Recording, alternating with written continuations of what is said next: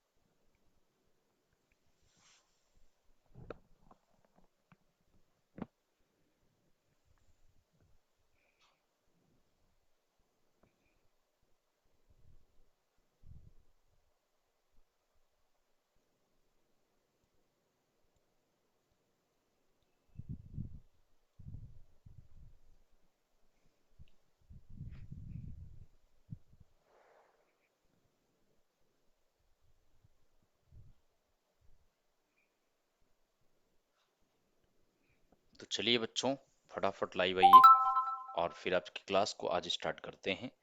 आज की class freedom struggle में आगे की तरफ ले चलते हैं।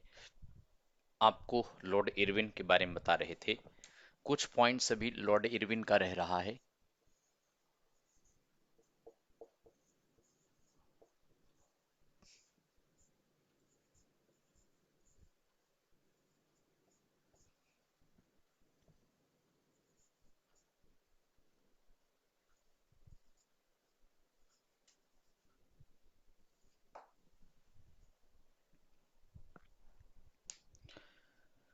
तो लॉर्ड इरविन के बारे में आपको बताना था। हालांकि ये चल रहा है, आपको बताए थे 1929 में भारतीय राष्ट्रीय कांग्रेस का लाहौर अधिवेशन हुआ था। उस अधिवेशन में भारतीय राष्ट्रीय कांग्रेस ने तमाम प्रस्ताव लाए थे, जिसके बारे में आपको बताया था। उन प्रस्तावों को पारित कर दिया गया था। नेहा, गुड मॉर्निंग बच्चे। तो नेहा, आप बताइए, वीडियो चल रहा है। Sindhu Kushwaha, good morning. तो आज की क्लास में लास्ट का जो चलाए पढ़ाए थे उसके आगे आपको बताना है। Okay Neha, thank you. Last class में आप नहीं थी। राकेश, अभी तो मॉर्निंग है, 12 बजे के बाद गुड आफ्टरनून होता है, तो इसलिए गुड मॉर्निंग। नंदन कुमार, गुड मॉर्निंग। आज लग रहा है वीडियो और प्लस आपका ऐप भी ठीक चल रहा है। ओके, चलिए, एग्जाम अच्छा हो गया, वेरी गुड, कोई बात नहीं। तो बच्चे, आज की क्लास में यहां से आपको आगे बताएंगे। हमने आपको बताया था कि 31 दिसंबर 1929 अथवा 1 जनवरी 1930 को रावी नदी के तट पर, इस नदी के तट पर लाहौर में जवाहरलाल नेहरू ने ट्राई कलर फ्लैग को फहराया था। कब बच्चे? मिडनाइट को तिरंगा रावी नदी के तट पर लाहौर में जवाहरलाल नेहरू ने मध्य रात्रि को फहराया था। तो तिरंगा पहली बार नेशनल फ्लैग के रूप में एक्सेप्ट किया गया था भारतीय राष्ट्रीय कांग्रेस के लाहौर अधिवेशन में। 31 दिसंबर के मध्य रात्रि का मतलब आखिरी प्रहर था। 1 जनवरी 1930 का फर्स्ट मोमेंट था। तो मिडनाइट का मतलब होता है 12 बजे मध्य रात्रि को रावी नदी के तट पर तिरंगा को पहली बार लाहौर में नेहरू ने इसको फहराया था। तो बच्चे, यह बेहद इंपॉर्टेंट पॉइंट है। और आपको बताएं, कांग्रेस ने डिसाइड किया था कि 26 जनवरी 1930 वाले दिन को फर्स्ट फुल इंडिपेंडेंस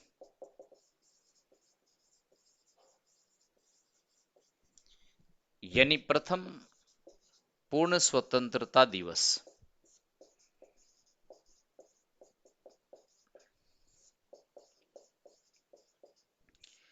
पूरे इंडिया में कांग्रेस ने इस दिन को पहला पूर्ण स्वतंत्रता दिवस के रूप में मनाया था। अब बच्चों ध्यान रखिएगा, यह बात भी डिसाइड किया गया था कि प्रथम पूर्ण स्वतंत्रता दिवस पूरे इंडिया में 1929 के लाहौर अधिवेशन में दिसंबर 1929 में डिसाइड किया गया था। इस दिन को पूरे इंडिया में सिंबलिक रूप में, प्रतीक रूप में पूर्ण स्वतंत्रता दिवस के रूप में पूरे इंडिया में कांग्रेस ने मनाया। इसीलिए आप जानते हैं 26 जनवरी को अब हम इसको रिपब्लिक डे मनाते हैं ना, इसे रिपब्लिक डे यानी गणतंत्र दिवस के रूप में मनाया जाता है। क्यों? क्योंकि इसी दिन को 26 जनवरी 1950 को संविधान इस दिन को लागू किया गया था। आप सभी को पता है, भारत का संविधान 26 नवंबर 1949 को तैयार हो गया था। Indian constitution was completed on 26 नवंबर 1949। 2 साल 11 महीने 18 दिन में भारत का संविधान बनकर तैयार हो गया था।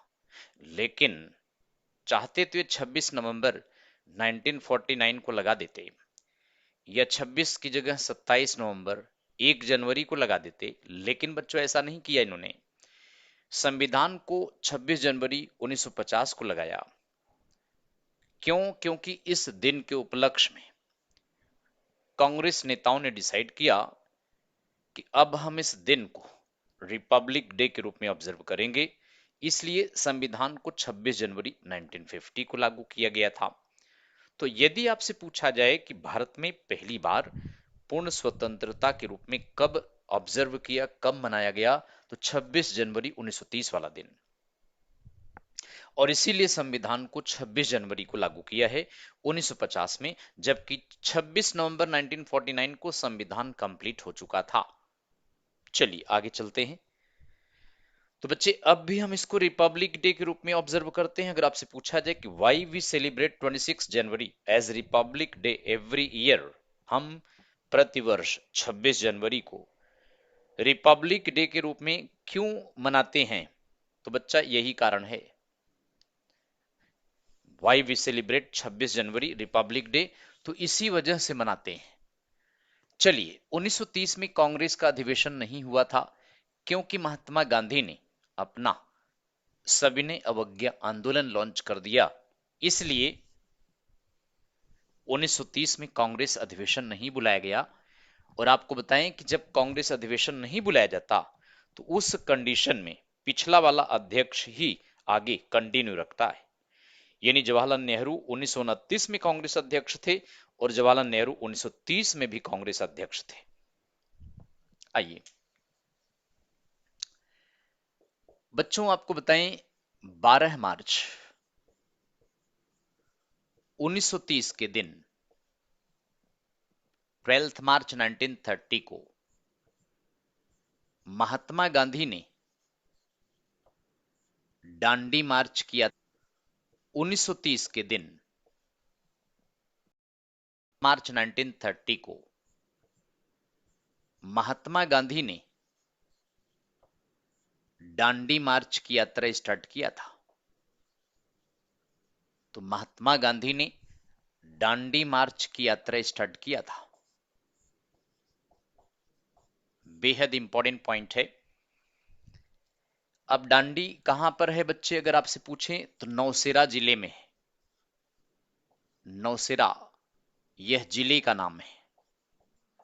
और नौशेरा जिला कहां पर है, तो यह गुजरात में है। तो गुजरात के नौशेरा जिले में समुद्र तट पर दांडी स्थित है। गांधी ने दांडी मार्च की यात्रा कहां से स्टार्ट किया, तो साबरमती आश्रम से। कहां से, साबरमती आश्रम से। यह अहमदाबाद में है। गुजरात के अहमदाबाद में साबरमती आश्रम की स्थापना इन्होंने ही किया था। तो साबरमती आश्रम से दांडी मार्च की यात्रा इन्होंने स्टार्ट किया था। बच्चों, कितने सदस्यों के साथ, तो 78 मेंबर्स के साथ जब ये निकले तो 78 सदस्यों के साथ दांडी मार्च की यात्रा स्टार्ट किया था। अब आपसे पूछें कि साबरमती से दांडी की दूरी कितनी है। बच्चे, साबरमती से दांडी की दूरी अगर पूछा जाए तो 240 मील की दूरी है। गांधी ने 12 मार्च को यह यात्रा स्टार्ट किया था। 240 मील की दूरी साबरमती से दांडी की है। गांधी बच्चे प्रतिदिन 10 मील चलते थे, 10 माइल्स पर डे, और यह टोटल 24 दिन में बच्चे पूरा किया था। साबरमती से चले 12 मार्च को, 5 अप्रैल 1930 को गांधी दांडी पहुंच गए थे। अब ये दांडी मार्च की यात्रा क्यों स्टार्ट किया, एम क्या था बच्चे इसको चलाने का, उद्देश्य क्या था, to break the salt law. Break the law, उद्देश्य क्या था, नमक कानून तोड़ना। नमक कानून तोड़ना। तो बच्चे, नमक कानून को तोड़ने के लिए गांधी ने यह दांडी मार्च की यात्रा स्टार्ट किया था। अब देखिए, नमक बनाने का अधिकार अंग्रेजों को था, इंडियन को नमक बनाने का अधिकार नहीं था। इंडियन को 2.5% सॉल्ट टैक्स देना पड़ता था। हमारे ही समुद्र का पानी, हम ही से टैक्स। ब्रिटिश गवर्नमेंट इंडियंस से ही 2.5% टैक्स लेता था। समुद्र हमारा, हमारे ही समुद्र का पानी ब्रिटिश गवर्नमेंट नमक बनवाएंगे, इंडियन को 2.5% सॉल्ट टैक्स देना पड़ेगा। इस बात को सोचा गांधी ने कि इससे आम जनता जुड़ जाएगी, क्योंकि नमक से सब जुड़ा है। आम जनता जुड़ जाएगी और एक बड़ा आंदोलन खड़ा कर देंगे। आई थिंक आप जानते हैं सॉल्ट का साइंटिफिक नेम क्या है। नमक का साइंटिफिक नेम आप जानते हैं, सोडियम क्लोराइड। सोडियम क्लोराइड भी कहते हैं। तो अगर आपसे पूछा जाए कि गांधी ने कौन सा सत्याग्रह, यानी सोडियम क्लोराइड सत्याग्रह, बिल्कुल बच्चे, नेहा, NaCl, इसका फार्मूला है NaCl, बिल्कुल सही आपने बताया। सोडियम क्लोराइड नमक को कहते हैं, साइंटिफिक नेम है। तो गांधी ने यही सोचा कि नमक से आम जनता जुड़ी है, और अगर कोई सत्याग्रह स्टार्ट करते हैं तो आम जनता बड़ी संख्या में उनका सपोर्ट करेगी, गांधी के साथ आ जाएगी। और हुआ भी ऐसा। गांधी 78 सदस्यों के साथ दांडी मार्च की यात्रा साबरमती आश्रम से स्टार्ट किया था, लेकिन जब समुद्र तट पर दांडी में पहुंचे हैं तो उस समय हजारों की संख्या में महिलाएं पुरुष उनके साथ थे। हजारों की संख्या में महिला पुरुष उनके साथ थे। और 5 अप्रैल का दिन था बच्चे। इस दिन 5 अप्रैल के दिन गांधी पहुंच गए। 1930 में दांडी पहुंच गए थे बच्चे इस दिन। और 6 अप्रैल के दिन हजारों समर्थकों की उपस्थिति में Gandhi broke the salt law. Gandhi broke the salt law. तो बच्चे गांधी ने नमक कानून तोड़ा। नमक कानून तोड़ा। तो हजारों समर्थकों की उपस्थिति में गांधी ने नमक कानून तोड़ा था। कब? 6 अप्रैल के दिन 1930 में हजारों समर्थकों की उपस्थिति में गांधी ने नमक बनाया और फिर नमक कानून को तोड़ा। और इसके बाद गांधी ने 6 अप्रैल 1930 को, बच्चों यहीं से 6 अप्रैल 1930 को गांधी ने यहीं से अपना एक आंदोलन चला दिया। तो इस दिन को सिविल डिसओबीडियंस मूवमेंट,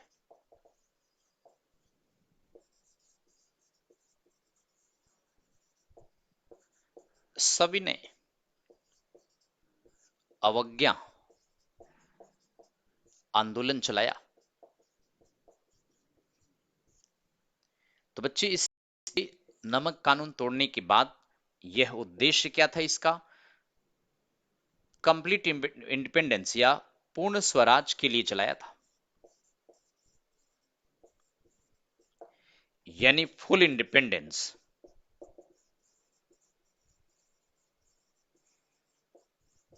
पूर्ण स्वतंत्रता के लिए।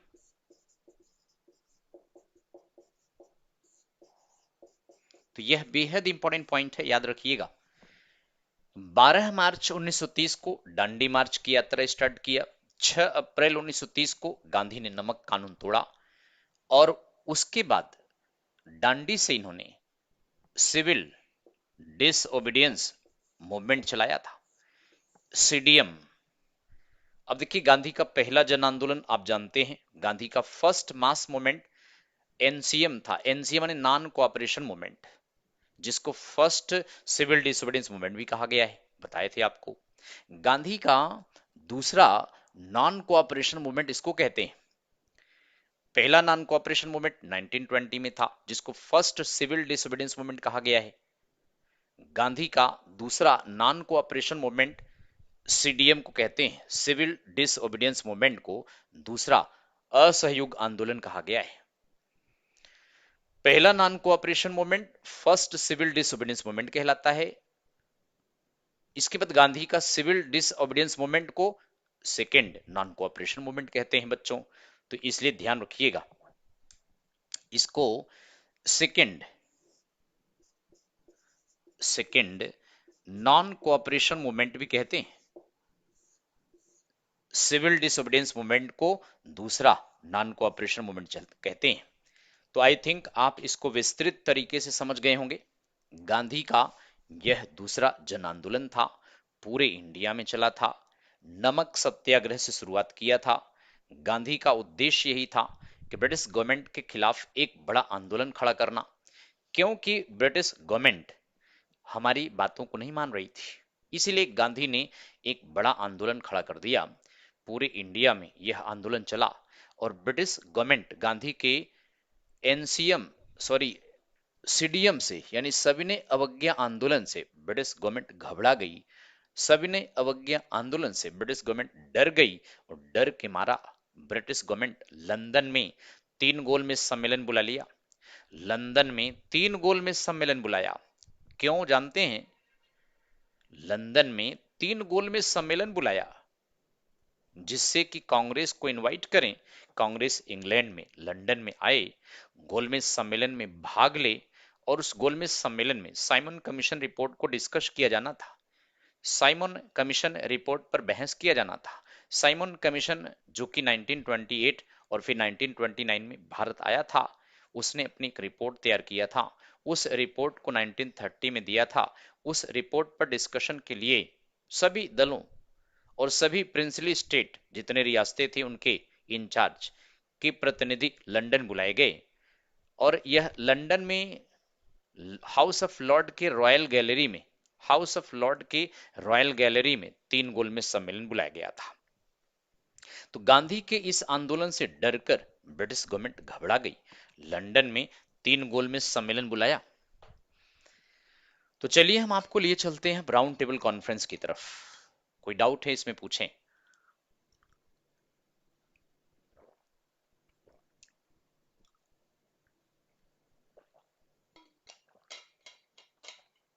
यहां पर कोई डाउट है आप पूछ लें। हाँ, एक क्वेश्चन पूछा गया, एनडीए में पूछा गया था, क्लियर है? ओके। कौन सा गांधी का कौन सा आंदोलन सोडियम क्लोराइड से स्टार्ट हुआ था? गांधी का कौन सा आंदोलन सोडियम क्लोराइड से स्टार्ट हुआ था? तो गांधी का civil disobedience movement sodium chloride से स्टार्ट हुआ था। चलिए आगे चलते हैं। तो बच्चों, लंदन में तीन गोलमेज सम्मेलन बुलाए गए। आइए इस पर हम आपको बताते हैं।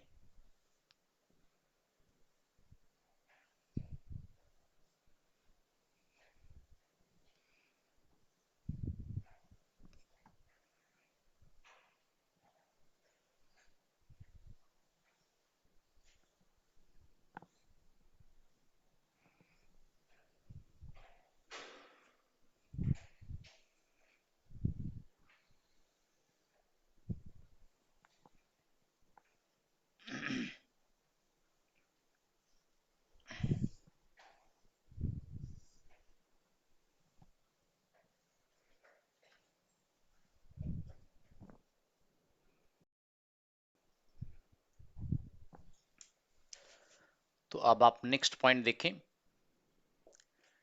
Three round table conferences.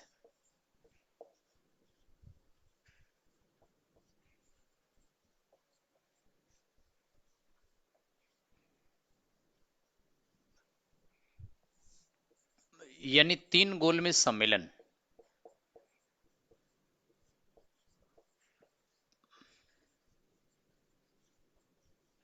तीन गोलमेज सम्मेलन रॉयल गैलरी में हुआ था।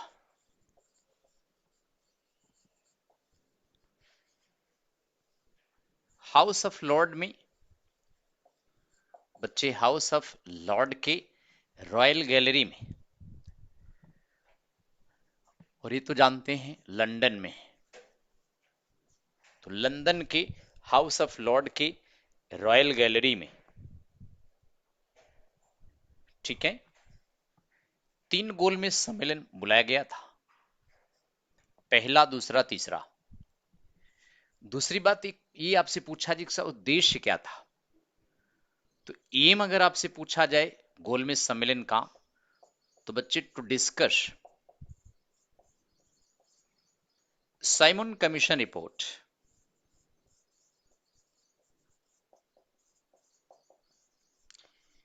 साइमन कमीशन रिपोर्ट पर बहस करना, साइमन आयोग रिपोर्ट पर बहस, सब दलों को बुला करके साइमन कमीशन रिपोर्ट पर बहस कराना, ये इसका मेन उद्देश्य था। सो बेहद इंपॉर्टेंट पॉइंट है। साइमन कमीशन रिपोर्ट पर डिस्कशन के लिए इंग्लैंड में तीन गोलमेज सम्मेलन बुलाया गया था। तीन गोलमेज सम्मेलन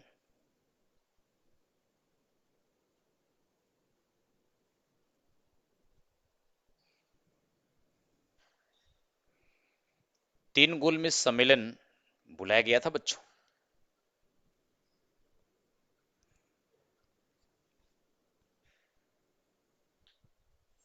ठीक है, तो पहला गोलमेज सम्मेलन अगर आपसे पूछा जाए, पहला गोलमेज सम्मेलन 19 नवंबर 1930 में हुआ था और ये चला था 19 नवंबर से, सॉरी 12 नवंबर से स्टार्ट हुआ था, 19 जनवरी 1931 तक चला था। प्रथम गोलमेज सम्मेलन, प्लेस वही था बच्चे, वेन्यू यही है, इंग्लैंड के रॉयल गैलरी, इंग्लैंड के रॉयल गैलरी में हुआ था। फर्स्ट राउंड टेबल कॉन्फ्रेंस, प्रथम गोलमेज सम्मेलन, पहला गोलमेज सम्मेलन यहीं पर हुआ था, हाउस ऑफ लॉर्ड के रॉयल गैलरी में हुआ था। ठीक है, अब देखिए बच्चों, प्रथम गोलमेज सम्मेलन में भारत के जितने भी पॉलिटिकल पार्टी थे सबको ब्रिटिश गवर्नमेंट ने इंग्लैंड में इनवाइट किया था। प्रथम गोलमेज सम्मेलन में सभी रियासतों के जितनी रियासतें थी उनके प्रतिनिधि को भी इनवाइट किया गया था, सभी पॉलिटिकल पार्टी को इनवाइट किया गया था इंडिया के, और जो ब्रिटिश काल में प्रोविंसेस थे उनके भी प्रतिनिधि उपस्थित हुए थे। तो साइमन कमीशन रिपोर्ट में सबको आमंत्रित किया गया था, लेकिन आपको बताएं कि फर्स्ट राउंड टेबल कॉन्फ्रेंस में महात्मा गांधी यानी कांग्रेस फर्स्ट गोलमेज सम्मेलन में भाग नहीं लिया था, क्योंकि फर्स्ट गोलमेज सम्मेलन में जब बुलाया गया उस समय गांधी का सीडीएम चल रहा था, सीडीएम का मतलब सिविल डिसोबीडियंस मूवमेंट चल रहा था, इस वजह से गांधी फर्स्ट गोलमेज सम्मेलन में भाग नहीं लिए। सीडीएम के कारण बच्चों, सीडीएम के कारण गांधी फर्स्ट गोलमेज सम्मेलन में भाग नहीं लिए थे। So this is very important point, Gandhi यानी कांग्रेस। अब आपसे अगर ये पूछा जाए हुआ कहां, तो वही royal gallery, royal gallery London में,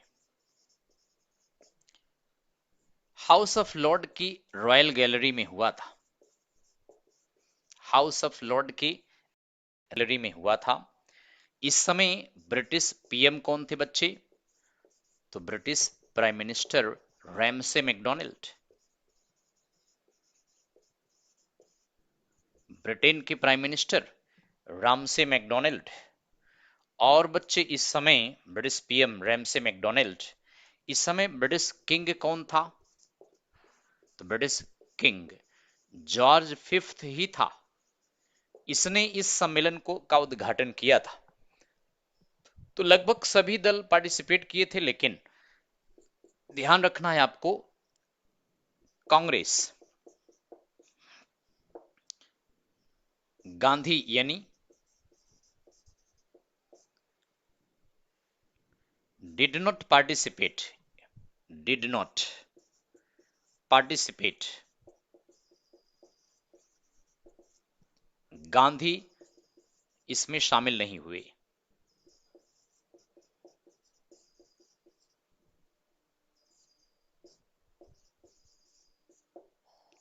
तो गांधी प्रथम गोलमेज सम्मेलन में भाग नहीं लिया था। तो इस तरह से पहला गोलमेज सम्मेलन जब कांग्रेस शामिल नहीं हुआ यानी गांधी नहीं गए, तो फर्स्ट राउंड टेबल कॉन्फ्रेंस असफल हो गया था बच्चों। बिना गांधी के पार्टिसिपेशन के फर्स्ट गोलमेज सम्मेलन, कांग्रेस इंडिया को समय बड़ी पार्टी थी, तो जब तक गांधी न जाते तब तक यह सम्मेलन सफल नहीं हो सकता था। तो गांधी ने पार्टिसिपेट नहीं किया यानी कांग्रेस ने फर्स्ट में पार्टिसिपेट नहीं किया, अन्यथा जितने भी थे सब इस गोलमेज सम्मेलन में भाग लिए थे। ठीक है, तो साइमन कमीशन रिपोर्ट पर बहस के लिए 12 नवंबर 1930 को स्टार्ट किया गया था और 19 जनवरी 1931 तक यह सम्मेलन चला था। और आपको बताएं बच्चे, कांग्रेस का कोई भी नेता इसमें शामिल नहीं हुआ। पूछा जाए क्यों नहीं शामिल हुआ, क्योंकि सविनय अवज्ञा आंदोलन की वजह से गांधी यानी कांग्रेस शामिल नहीं हुए। तो पहला सम्मेलन बच्चे असफल रहा था, है ना। पहला सम्मेलन असफल रहा था। अब जब पहला सम्मेलन असफल हो गया तो सेकेंड राउंड टेबल कॉन्फ्रेंस बुलाने का जरूरत पड़ा बच्चे। तो 7 सितंबर 1931 से 1 दिसंबर 1931 तक दूसरा सम्मेलन चला था बच्चे। ठीक है, तो सेकेंड राउंड टेबल कॉन्फ्रेंस जो दूसरा गोलमेज सम्मेलन बुलाया गया 7 सितंबर 1931 से 1 दिसंबर 1931 के बीच में दूसरा गोलमेज सम्मेलन हुआ था। तो आइए अब आपको बताते हैं दूसरा गोलमेज सम्मेलन लॉर्ड इरविन के समय में। तो 7 नवंबर से बच्चे 1931 से 1 दिसंबर 1931 के बीच में second round table conference same place था, लंदन में हुआ। रॉयल गैलरी में बुलाया गया था, रॉयल गैलरी में, हाउस ऑफ लॉर्ड के रॉयल गैलरी में हुआ था। सेम प्राइम मिनिस्टर यही था बच्चे इस समय, ब्रिटिश पीएम सेम व्यक्ति था, British PM Ramsay McDonald.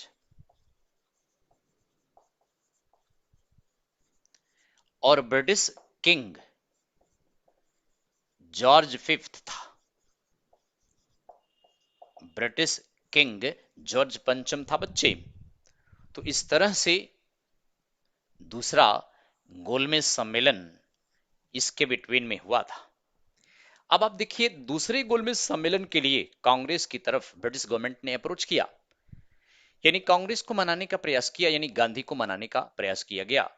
Gandhi ने अपना सीडीएम सिविल डिसोबीडियंस मूवमेंट को सस्पेंड करके इंग्लैंड दूसरे गोलमेज सम्मेलन में भाग लेने के लिए सहमति जताए। इसके लिए बच्चे जानते हैं इस समय वाइसरॉय लॉर्ड इरविन था। फर्स्ट राउंड टेबल के समय भी वाइसरॉय लॉर्ड इरविन था, सेकेंड राउंड टेबल कॉन्फ्रेंस के समय भी वाइसरॉय लॉर्ड इरविन था। इस सम्मेलन में भाग लेने के लिए Mahatma Gandhi, second round table conference में भाग लेने के लिए महात्मा गांधी और वाइसरॉय लॉर्ड इरविन के बीच में गांधी इरविन पैक्ट हुआ था। तो आइए आपको ले चलते हैं वह समझौता जिसके बाद गांधी अपना सीडीएम स्टॉप कर दिया था। तो बच्चे 5 मार्च 1931 की बात है, गांधी इरविन पैक्ट हुआ था।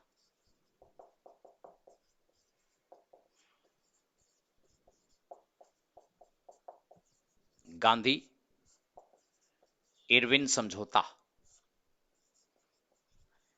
इरविन इस समय वाइसरॉय था। महात्मा गांधी और इरविन से दिल्ली में मुलाकात हुई। वैसे आपको बताएं इंडिया गेट और नई दिल्ली जितने भी वीआईपी हाउसेस हैं 1921 से 1931 के बीच में न्यू दिल्ली की स्थापना हुई थी। नई दिल्ली का वास्तुकार बच्चे, नई दिल्ली का आर्किटेक्ट अगर आपसे पूछा जाए तो एडविन लुटियंस था।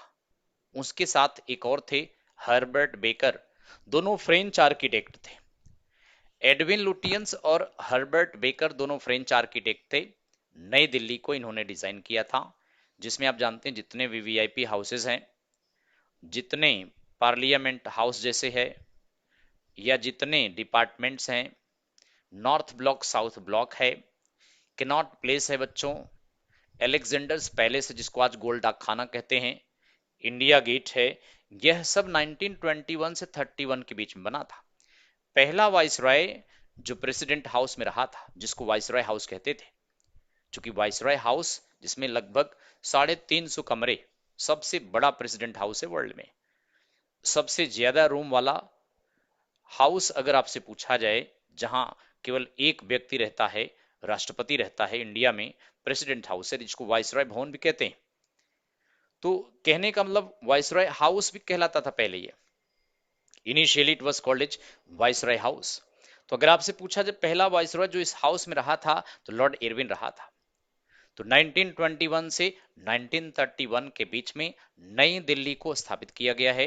नई दिल्ली का, न्यू दिल्ली का आर्किटेक्ट कौन था अगर आपसे पूछा जाए, तो नई दिल्ली का तुकार बच्चों एडविन लुटियंस, हर्बर्ट बेकर है। हर्बर्ट बेकर ने पार्लियामेंट को डिजाइन किया था, बाकी rest new Delhi Edwin Lutyens ने तैयार किया था। तो पहला वाइसरॉय जो प्रेसिडेंट हाउस, जो वाइसरॉय हाउस में रहा था, लॉर्ड इरविन था। तो गांधी और इरविन के बीच में समझौता हुआ। तो यह समझौता बिटवीन गांधी और वाइसरॉय इरविन के बीच में था बच्चों। इस समझौते में क्या हुआ था आपको बता देते हैं, ध्यान रखिएगा। वाइसरॉय लॉर्ड इरविन ने कहा कि उन सभी क्रांतिकारी नेताओं को, लोगों को छोड़ दिया जाएगा जो सविनय अवज्ञा आंदोलन के दरमियान ब्रिटिश गवर्नमेंट के द्वारा अरेस्ट किए गए थे। और ऐसे क्रांतिकारी लोग और नेता जिनकी जमीन सविनय अवज्ञा आंदोलन के दरमियान ब्रिटिश गवर्नमेंट ने हड़प लिया था, उसको वापस लौटा दिया जाएगा। और बच्चे, महात्मा गांधी को कहा गया कि आप अपना सविनय अवज्ञा आंदोलन सस्पेंड कर दो, बंद कर दो, इंग्लैंड जाओ, सेकेंड राउंड टेबल कॉन्फ्रेंस में भाग लो। तो गांधी ने इरविन की बात माना, सविनय अवज्ञा आंदोलन को स्टॉप करके राजपूताना जहाज से अपने कुछ सहयोगियों के साथ इंग्लैंड महात्मा गांधी गए सेकेंड राउंड टेबल कॉन्फ्रेंस में भाग लेने के लिए। तो एक बार ही पूछा गया कि जिस जहाज से महात्मा गांधी लंदन गए उस जहाज का नाम बताइए। तो राजपूताना जहाज था बच्चों। सरोजनी नायडू भी गई थी, सरोजनी नायडू भी गई थी। तो इस तरह से महात्मा गांधी ने गांधी इरविन पैक्ट के बाद सविनय अवज्ञा आंदोलन स्टॉप कर दिया। ब्रिटिश गवर्नमेंट ने उन क्रांतिकारियों को रिहा कर दिया जो सविनय अवज्ञा आंदोलन के दरमियान गिरफ्तार किए थे, उनकी जमीनें भी वापस लौटा दिया। तो इस तरह महात्मा गांधी रेडी हो गए। तो बच्चों ध्यान रखिएगा, गांधी और इरविन का जो समझौता हुआ, कहते हैं कि अगर महात्मा गांधी भगत सिंह सुखदेव राजगुरु की फांसी की सजा को टलवा देते दबाव डालकर इरविन पर, तो हो सकता इनकी फांसी की सजा कुछ समय के लिए रुक जाती। ऐसे 2-3 बार अगर टलवा देते तो भगत सिंह सुखदेव राजगुरु की फांसी की सजा ना होती। कुछ हिस्टोरियन कहते हैं कि महात्मा गांधी ने भगत सिंह सुखदेव राजगुरु की फांसी की सजा टलवाने के प्रयास किए थे, लेकिन उसमें इरविन ने एक कंडीशन रखा कि गांधी यह गारंटी लें कि भगत सिंह सुखदेव राजगुरु छूटने के बाद, बाहर आने के बाद फिर से मिलिटेंट एक्टिविटीज में शामिल नहीं होंगे। अब गांधी इसकी गारंटी तो नहीं ले सकते थे, क्योंकि भगत सिंह कहते थे कि हम सिर कटाएंगे तभी युवा लोग सामने आएंगे और तभी ये अंग्रेज भागेंगे, अन्यथा अंग्रेज यहां से जाने वाले नहीं है। तो भगत सिंह कहा कि अगर हम छूटकर बाहर आएंगे, हमें कोई छुड़ाएगा, तो हम फिर से अंग्रेजों की हत्या करेंगे। इसलिए गांधी गारंटी नहीं ले सकते थे। अन्यथा ये कहा गया बच्चों कि अगर गांधी चाहते तो भगत सिंह सुखदेव राजगुरु की फांसी की सजा टलवा सकते थे। चूंकि ब्रिटिश गवर्नमेंट इस समय इतना लाचार थी कि महात्मा गांधी को लंदन बुलाना बड़ा जरूरी था, अन्यथा इंडिया में ब्रिटिश गवर्नमेंट की काफी प्रॉब्लम्स होने वाली थी। गांधी के सविनय अवज्ञा आंदोलन से ब्रिटिश गवर्नमेंट घबरा गई थी, डर गई थी, क्योंकि आम जनता इतनी बड़ी संख्या में एकत्र हो गए थे। और आपको बताएं कि जिस समय गांधी ने दांडी में नमक कानून तोड़ा, उसी समय गुजरात के धरसना, धरसना एक जगह का नाम है जहां ब्रिटिश गवर्नमेंट का एक धरसना नमक के गोदाम को लूट लिया गया था। धरसना नमक के गोदाम को लूटने के लिए सरोजनी नायडू और कस्तूरबा ने महिलाओं को लेकर आगे बढ़ना स्टार्ट किया था। उस समय एक टेलर था, इंटरनेशनल मार्क टेलर, नाम का एक पत्रकार था, उसने इस घटना को कवर किया था और उसने देखा कि किस तरह महिलाएं, पुरुष धर्सना नमक गोदाम को लूट लिया था। ब्रिटिश फोर्सेस लोगों पर लाठियां बरसाती रही, लेकिन इतनी बड़ी संख्या में लोग थे, चाहते थे ब्रिटिश फोर्सेस को मार भगाते, लेकिन किसी ने कोई हिंसा नहीं किया, क्योंकि गांधी का यही उद्देश्य था कि बिना हिंसा के हम सविनय अवज्ञा आंदोलन चलाएंगे। पहले जैसा नहीं होना चाहिए, जैसे असहयोग आंदोलन के समय में चौरी चौरा घटना हो गया था। गांधी इस बार फूक फूक के कदम रखा था। इसलिए गांधी के कहने पर कि भाई ब्रिटिश गवर्नमेंट के कानून का उल्लंघन करो और जितने नमक के गोदाम है ब्रिटिश गवर्नमेंट को उसको लूट लो, लेकिन ब्रिटिश फोर्सेस पर रिटेलिएट नहीं करना है। अगर ब्रिटिश फोर्सेस आपको पीटती हैं तो आप पीटते रहिए, आप उनके खिलाफ रिटेलिएट मत करिए। तो इस तरह से महात्मा गांधी के कहने पर लोगों ने वही किया और ब्रिटिश गवर्नमेंट के अगेंस्ट में लोगों ने हिंसा कभी नहीं किया। मार्क टेलर नाम का वो इंटरनेशनल पत्रकार इस घटना को धरसना नमक के गोदाम के के समय में ब्रिटिश फोर्सेस की ज्यादती का जिक्र इंटरनेशनल पत्रकार न्यूज़पेपर्स में किया था। तो बच्चे इस तरह से आप ध्यान रखिएगा, महात्मा गांधी सत्य और अहिंसा के द्वारा भारत को आजादी दिलाना चाहते थे। इसलिए महात्मा गांधी नहीं चाहते थे कि दूसरी बार सविनय अवज्ञा आंदोलन के समय हिंसा हो, हत्या हो, रिटेलिएशन हो। इसलिए गांधी इस समय बच्चे इंटरनेशनल पर्सनालिटी बन चुके थे। गांधी को इंग्लैंड में सेकेंड राउंड टेबल कॉन्फ्रेंस में बुलाना अनिवार्य था। यदि Gandhi second round table conference में न जाते तो शायद कुछ भी न हो पाता। इसलिए गांधी जिस जहाज से गए, और आपको पता होगा कि 23 मार्च को फांसी हो गई थी, ये भी आपको पता होगा। 1931 को भगत सिंह,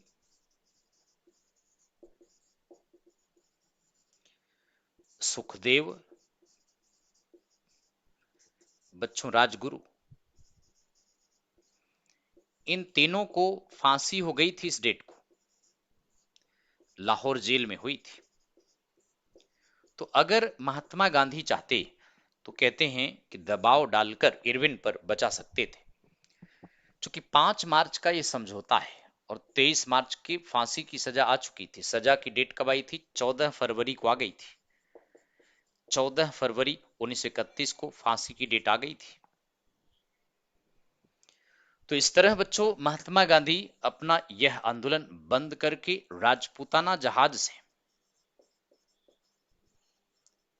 राजपूताना शिप से महात्मा गांधी अपने सहयोगियों के साथ लंदन गए थे। अपने सहयोगियों के साथ गांधी लंदन गए थे। सरोजिनी नायडू भी गई थी और गांधी आधा कपड़ा पहने थे। इनको देख करके विंस्टन चर्चिल ने इनको कहा था बच्चे, हाफ नेकेड फकीर।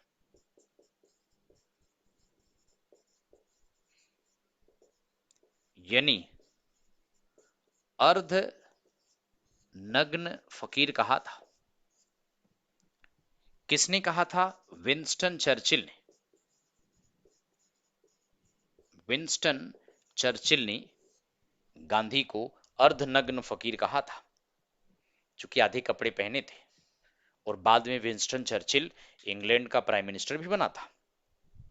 तो बच्चे कुल मिला के महात्मा गांधी इंग्लैंड में सेकेंड राउंड टेबल कॉन्फ्रेंस में भाग लेने गए, लेकिन British prime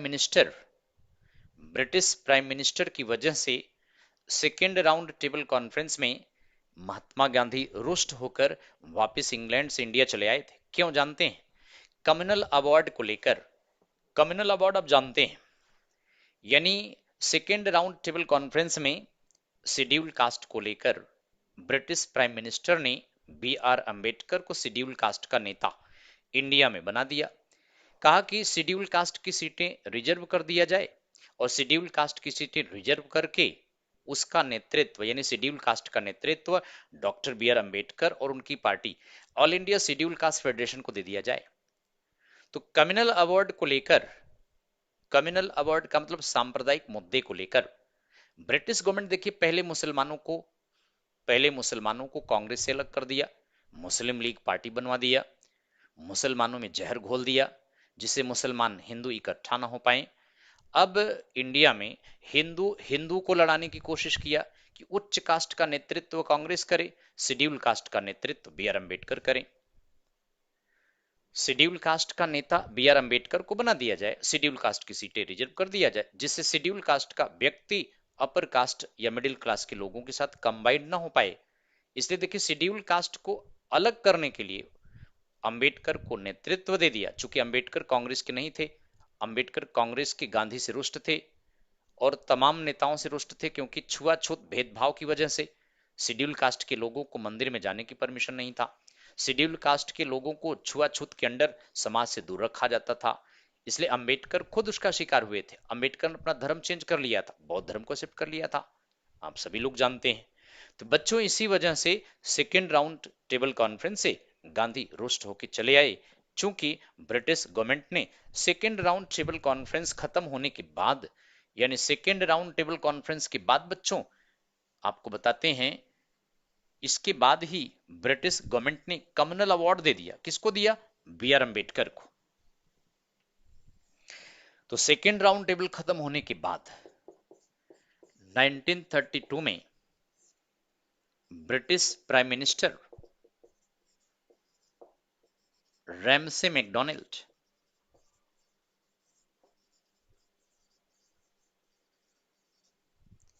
gave communal award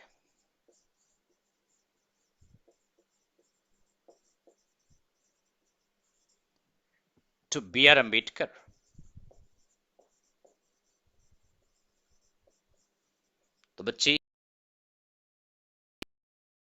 तो बच्चे यह कम्युनल अवार्ड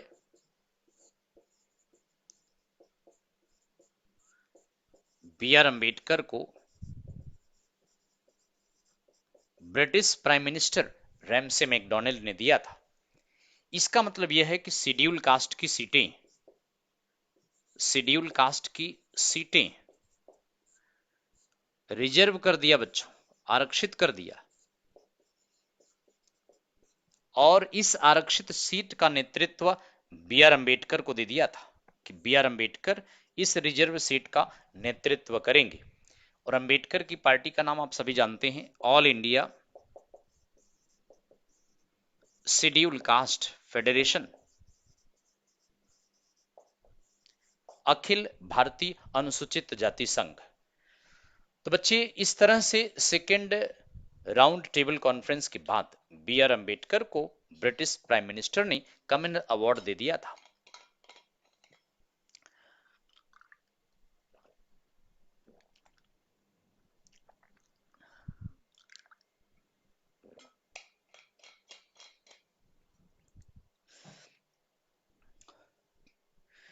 तो यह बेहद इंपॉर्टेंट पॉइंट है, आई थिंक आप लोग समझ पा रहे हैं। तो सेकेंड राउंड टेबल कॉन्फ्रेंस कुल मिला के गांधी रुष्ट होकर चले आए और Gandhi second round table conference के बाद, आप जानते हैं, वाइसरॉय इरविन को वापस इंग्लैंड बुला लिया गया था, है ना। तो बच्चे, गांधी रुष्ट होके लौट आए थे 1932 में। Gandhi came back, return to India.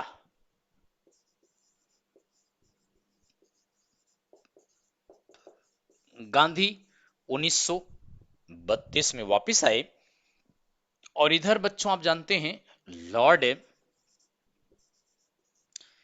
Wellington को वाइसरॉय बना दिया गया था। लॉर्ड वेलिंगटन 1932 से, क्या 31 से ही 1936 तक वेलिंगटन यह वाइसरॉय बन गया था। अर्थात जब गांधी नवंबर में सेकेंड राउंड टेबल कॉन्फ्रेंस भाग लेने के लिए लंदन गए, तो वाइसरॉय भी बदल दिया। इरविन वाइसरॉय था, उसको वापस बुला लिया गया। गांधी इंग्लैंड से इंडिया वापस लौट के आए, वेलिंगटन से मिलने गए, वेलिंगटन ने गांधी से मिलने से मना कर दिया। गांधी रुष्ट हो गए और गांधी ने 1932 में सीडीएम को फिर से स्टार्ट कर दिया। गांधी ने सविनय अवज्ञा आंदोलन पुनः स्टार्ट कर दिया क्योंकि वायसराय वेलिंगटन मिला नहीं। गांधी रुष्ट हो गए, सीडीएम फिर से स्टार्ट कर दिया। बच्चों, इसी समय महात्मा गांधी ने शेड्यूल कास्ट को हरिजन कहा था। हरिजन यह शब्द महात्मा गांधी ने दिया है और इसी समय महात्मा गांधी ने ऑल इंडिया हरिजन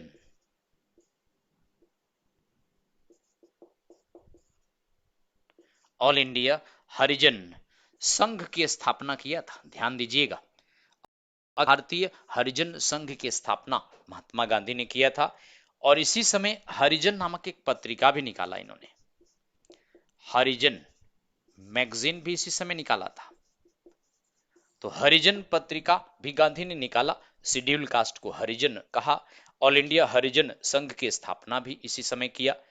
यानी कुल मिला के हरिजन से अगर कोई क्वेश्चन पुटअप किया जाए तो गांधी ने हरिजन पर ज्यादा फोकस किया था।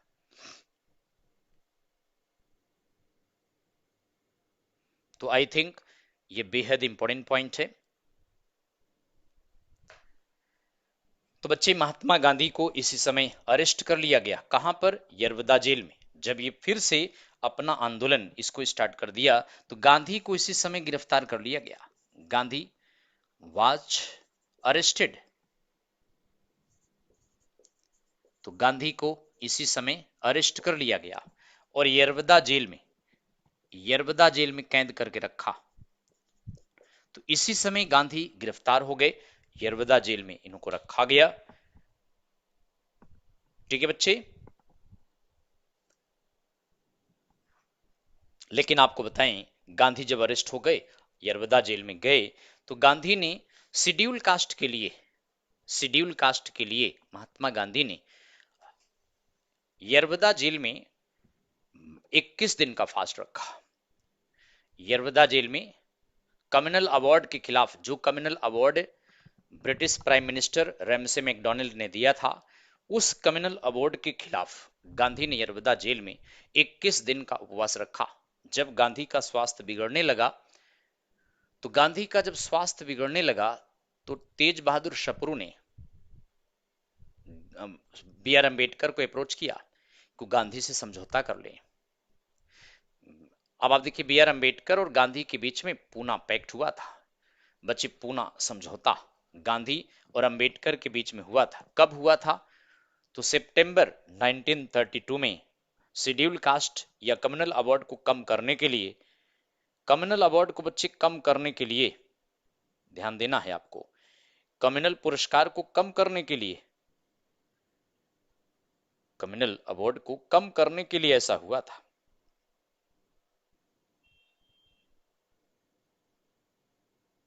ठीक है,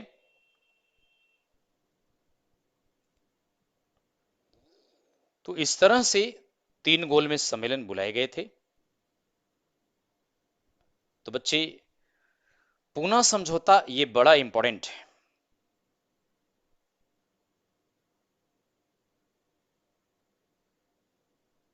ठीक है, तो आई थिंक ये बातें आपको समझ में आ रही है। तो चलिए आपको बता देते हैं। तो महात्मा गांधी जेल में काफी लंबा व्रत किया। जब ये सीरियस होने लगे तो 24 सितंबर के दिन 1932 में पूना पैक्ट हो गया। पूना पैक्ट के द्वारा गांधी और अंबेडकर ने शेड्यूल कास्ट के मामले को लेकर एक सहमति बनाई। तो 24 सितंबर का दिन 1932 में Poona pact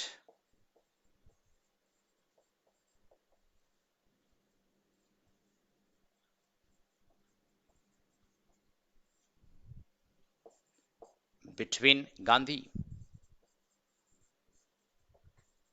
and B R Ambedkar. Gandhi की तरफ से बच्चे मदन मोहन मालवीय, गांधी की तरफ से मदन मोहन मालवीय ने इस पर हस्ताक्षर किया था। समझौता क्या था? कम्युनल अवार्ड को लेकर समझौता किया गया था। कम्युनल अवार्ड में आपको बताया था, इसी को लेकर समझौता किया गया। कम्युनल अवार्ड को लेकर समझौता किया गया। यह कहा गया कि शेड्यूल कास्ट की सीटें रिजर्व कर दो, शेड्यूल कास्ट की सीटें बढ़ा भी दो, प्रांतों में शेड्यूल कास्ट की सीटें शेड्यूल कास्ट के रेशियो के हिसाब से बढ़ा दो। कहा कि शेड्यूल कास्ट की सीटें बढ़ा भी दो, कम मत करो। लेकिन यह कहा कि शेड्यूल कास्ट की सीटें बढ़ाकर शेड्यूल कास्ट केवल एक पार्टी के लिए नहीं बनाओ। गांधी ने कहा अंबेडकर से कि यदि आप और आपकी पार्टी मायावती जैसे लोगों के हाथ में चली जाए तो फिर क्या होगा? मायावती शेड्यूल कास्ट का शोषण करेगी, 4-4, 5-5 करोड़ों में टिकट बेच देगी। इसलिए कहा कि किसी एक व्यक्ति, एक पार्टी को शेड्यूल कास्ट का नेतृत्व मत दो, सीटें रिजर्व कर दो, सीटें बढ़ा भी दो, सभी दलों को प्रतिनिधित्व दो। उस आरक्षित सीट से सब दल अपने अपने शेड्यूल कास्ट उम्मीदवार लाएं। जिसका शेड्यूल कास्ट उम्मीदवार जीते वह विधानसभा में चुन के जाए, वह लोकसभा में चुन के जाए। अंबेडकर गांधी की इस बात को मान गए और पूना पैक्ट पर समझौता कर दिया। बाद में इस बात को संविधान में अडॉप्ट कर लिया। आज भी शेड्यूल कास्ट की सीटें रिजर्व है। जिस जिस प्रांत में, जिस प्रदेश में शेड्यूल कास्ट की संख्या जितनी है, उनकी रेशियो के हिसाब से वहां उतनी सीटें रिजर्व हैं और उस रिजर्व सीट पर सभी दल अपने अपने रिजर्व शेड्यूल कास्ट को सपोर्ट करते हैं। जिसका शेड्यूल कास्ट जीतता है लोकसभा या विधानसभा में जाता है। लोकसभा में क्या है बच्चे? 6 सीटें जनरल की हैं, 6 पर एक सीट शेड्यूल कास्ट की फिक्स्ड है। उस 6 पर एक सीट शेड्यूल कास्ट की रिजर्व है। उस रिजर्व सीट पर बीजेपी, समाजवादी पार्टी, कांग्रेस सभी अपने अपने सदस्य शेड्यूल कास्ट वहां से उतारते हैं। जिसका शेड्यूल कास्ट जीतता है लोकसभा में जाता है। हर विधानसभा में तो नहीं है। जैसे मान लीजिए हरियाणा में शेड्यूल कास्ट की संख्या नहीं है तो वहां रिजर्व नहीं है। जिन राज्यों में शेड्यूल कास्ट की जनसंख्या है उनके रेशियो के हिसाब से शेड्यूल कास्ट की सीटें विधानसभा में रिजर्व है। तो कम्युनल अवार्ड को कम कर दिया पूना पैक्ट के द्वारा। पूना पैक्ट की बात को अंबेडकर ने संविधान में इंक्लूड कर दिया। इसलिए आज भी पूना पैक्ट की यह बात संविधान में इंप्लीमेंट किया गया है। तो आई थिंक ये समझ में आ गया। तो बच्चे, गांधी अंबेडकर के बीच में 24 सितंबर का दिन था जब यह पूना समझौता हुआ और यह बेहद इंपॉर्टेंट समझौता था। इस बात को आप ध्यान रखिएगा, ठीक है? तो चलें आगे की तरफ बढ़ें। इतना क्लियर हो गया? इतना अगर क्लियर हो गया हो तो हम आगे की तरफ बढ़ते हैं।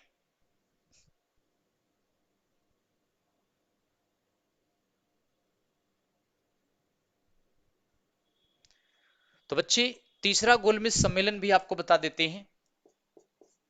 तीसरा गोलमेज सम्मेलन 17 नवंबर 1932 से 24 दिसंबर 1932 के बीच में हुआ था। Third round table conference London में रॉयल गैलरी में हुआ। ब्रिटिश प्राइम मिनिस्टर वही था बच्चे, रैमसे मैकडोनाल्ड। और आपको बताएं कि तीनों गोलमेज सम्मेलन में बी आर अंबेडकर गए थे, मोहम्मद अली जिन्ना गए थे, तमाम और दल गए थे।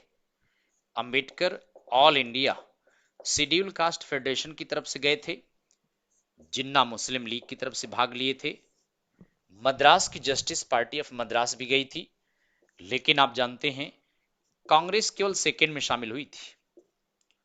कांग्रेस केवल second took part in second round table conference. Congress केवल दूसरे गोलमेज सम्मेलन में भाग लिया था। और आप सभी जानते हैं कांग्रेस की तरफ से गांधी दूसरे गोलमेज सम्मेलन में पार्टिसिपेट हुए थे। तो इस तरह से बच्चे 3 गोलमेज सम्मेलन हुआ था। लंदन में हुआ, गांधी केवल सेकेंड में शामिल हुए, जबकि बी आर अम्बेडकर और मोहम्मद अली जिन्ना, मद्रास की जस्टिस पार्टी, इनके प्रतिनिधि तीनों गोलमेज सम्मेलन में गए थे। तो आई थिंक आज की क्लास में ये तीनों गोलमेज सम्मेलन के बारे में हमने आपको बताया, पूना पैक्ट के बारे में बताया, कॉमनवेल्थ अवार्ड के बारे में आपको बताया। आपको अच्छी तरह समझ में आ गया बच्चे। तो चलिए हम आपको नेक्स्ट क्लास में इसके आगे पढ़ाएंगे। आज इतना ही बच्चे। Okay, thank you.